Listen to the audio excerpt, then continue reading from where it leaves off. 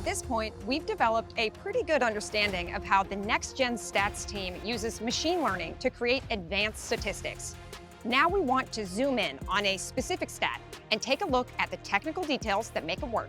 To do this, we'll take a look at completion probability.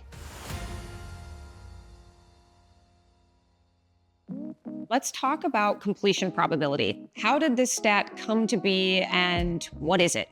Completion probability was one of our first stats that we created in NextGen Stats. It was our way of predicting what is the likelihood that a pass thrown by a quarterback will be caught by the receiver.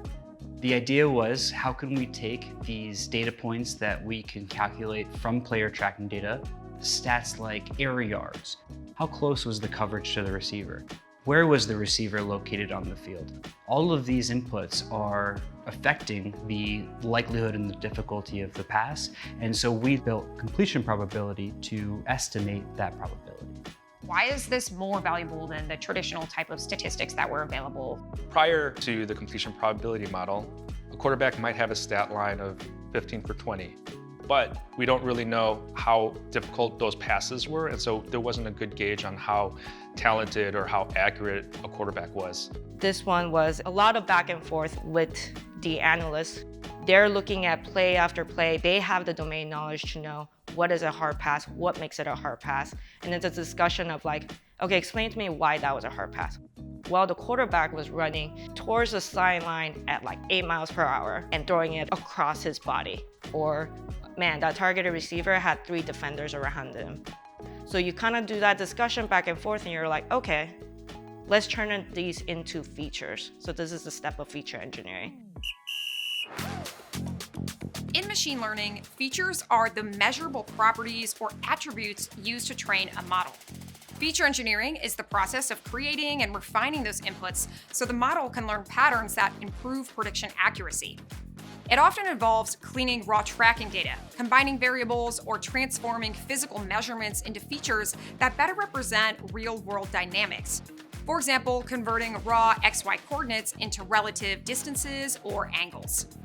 Amazon SageMaker has features that support this process end-to-end, with tools like Data Wrangler for exploring and preparing data, Feature Store for managing and reusing features across projects, and pipelines to automate the entire ML workflow from data preparation through deployment. So tell me about how the model was created for completion probability. Every stat needs careful consideration about what machine learning model might be appropriate for that given problem. There's the linear models that are very straightforward. You have the list of features and then you tune the coefficients to it, like the typical y equals mx plus b, right? That's a linear model. The m is the coefficient, b is another coefficient. The x is the variable, and the y is the output.